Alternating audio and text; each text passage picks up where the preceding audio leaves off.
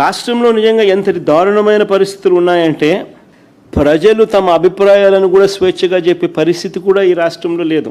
Social media ప్లాట్ఫామ్స్లో ఎక్కడైనా అమరావతిలో జరుగుతూ ఉన్న స్కాములు ఎవరైనా చూపిస్తే జనాదిరిగా గీవోలు అన్నీ మనం చూపించినట్టు అన్నీ చూపించి 20,427 రూపాయలు ఏందా ఎస్ఎఫ్టీకి అని ఎవడైనా క్వశ్చన్ చేస్తూ పెట్టిన ఇందాపూరు హెరిటేజు వాళ్ళిద్దరి మధ్య ఉన్న సంబంధాల మీద ఎవరైనా ఆధారాలు చూపిస్తూ సోషల్ మీడియా ప్లాట్ఫామ్స్లో పెట్టినా, లేకపోతే తిరుమల లడ్డు విషయంలో మహిళల మీద అఘాయిత్యాల మీద సాక్షాత్తు టీటీడీ చైర్మన్గా ఉన్న వ్యక్తి ప్రదర్శిస్తున్న తీరు మీద ఎవరైనా సోషల్ మీడియాలో పెట్టినా ఇవేవీ కూడా కనిపించవు.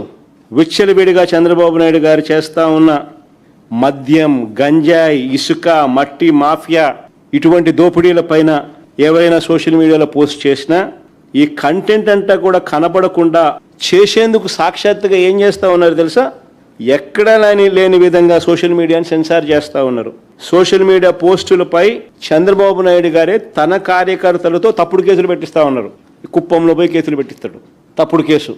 చెప్పేవాడికి వినేవాడు లోకువ. అంటే మనం వింటుంటే మన చెవులమ్మట రక్తం గారేలా చెప్తూనే ఉంటుంటాడు. జగన్మోహన్ రెడ్డి గారు కూడా అంతే చెప్పాడు. మీరు ఒక మాట అన్నారు, రాజధాని అమరావతిలో అక్రమాలను ప్రశ్నిస్తూ వైఎస్ఆర్ కాంగ్రెస్ పార్టీ నాయకులు కార్యకర్తలు పోస్టులు పెడుతుంటే చంద్రబాబు నాయుడు గారు అరెస్ట్ చేపిస్తున్నారు. పొందికి కుదిరిందా? గత 5 ఏళ్ళు అదే అమరావతిలో రోడ్లు తవ్వుపోయింది ఎవరు? గ్రావెల్ ఎత్తికిపోయింది ఎవరు? పైపులు ఎత్తికిపోయింది ఎవరు? నిర్మాణాలు మొత్తం కూడా కుదేలు చేసి అంటే ఒక దెయ్యాల దెబ్బలాగా అమరావతిని తయారు చేసింది ఎవరు? జగన్మోహన్ రెడ్డి గారి పరిపాలన కాదా?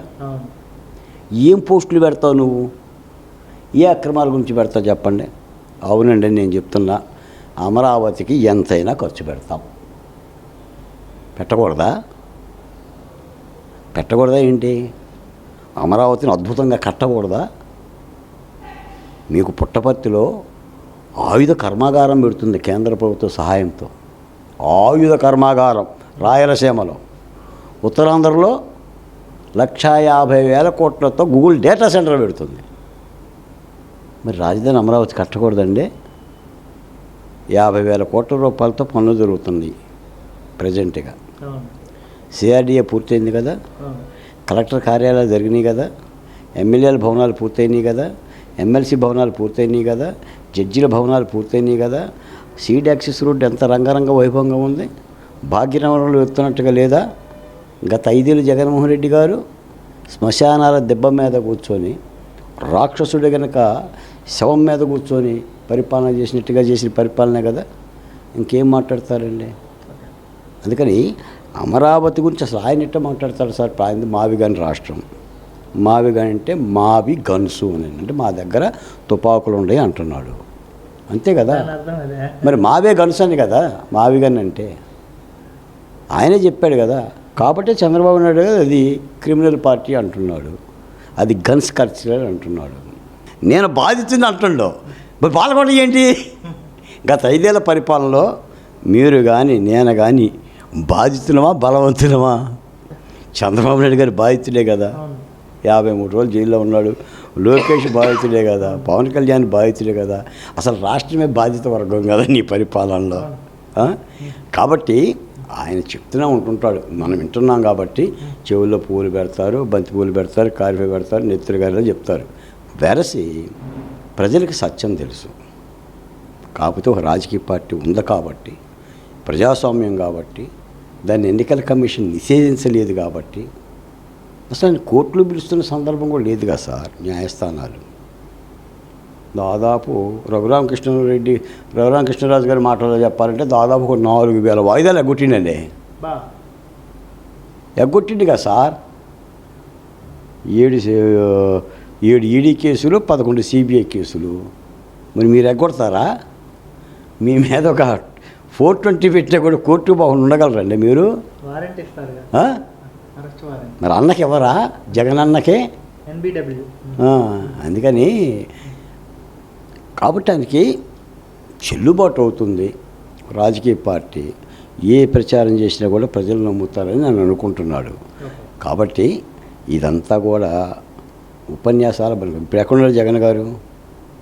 ఇప్పుడు ఎక్కడున్నారు సార్? నిన్న ప్రెస్ మీట్ పెట్టాడు. ఇంకో మాట కూడా చెప్తా. నిన్న డాక్టర్ సుధాకర్ చనిపోయిన రోజు మే 21. బహుశా ఆయన గుర్తుకొచ్చి ఉంటాడు. తెరలుగా ఆయన కళలు వస్తాయి. ఆ కళలో రాజారెడ్డి గారు, రాజశేఖర రెడ్డి గారు, డాక్టర్ సుధాకరు, వివేకానంద రెడ్డి పదే పదే కనిపిస్తాడు. ఈ కనిపించినప్పుడల్లా ఈయన ఆంధ్రప్రదేశ్ వచ్చి ఒక ప్రెస్ మీట్ పెడతాడు. అంటే వాళ్ళకి వీళ్ళకి దీనికి లింక్ ఉంటుంది. మరి ఇప్పుడు ఒక మానసికమైన ఇబ్బంది ఉంది ఆయనకి. అధికారం పోయిన తర్వాత ఆయన అనుకున్నది ఏంటంటే 175 మనయే, తెలుగుదేశం పార్టీ భూస్థాపితం అని అనుకోండు. ఏంది భూస్థాపితం అయింది? మీరు గమనించారు ఆ రోజు కూడా రిజల్ట్స్ అప్పుడు కుడివైపు ఎడమవైపు చూసి ఏం జరిగింది అని అడిగిండు. 11 ఎలా వచ్చినాయి, నా సేవలు ఏమైనాయి, నేను బట్టలు నొక్కాను కదా ఆ డబ్బులు ఏమైనాయి అని అడిగిండు ఆయన ప్రజలనే. ఏమైంది ఆ ప్రేమ, ఏమైంది, ఏమి తల్లి నిన్ను గురిచిన హేమలు అని చెప్పేసి అని బాలగంగాధర తిలక్ అన్నట్టుగా ఆయన అర్థం కాదా. అంటే చేసిన పాపాలు సమీక్షించుకుంటే చూడగలిగితే పరిపాలకుడికి ఏదైనా ఉంటుంది. కాబట్టి అమరావతి మీద సోషల్ మీడియాలో ఏ వైసీపీ కార్యకర్తల మీద కేసు పెట్టాల్సిన అవసరం కూడా చంద్రబాబు నాయుడు గారికి లేదు.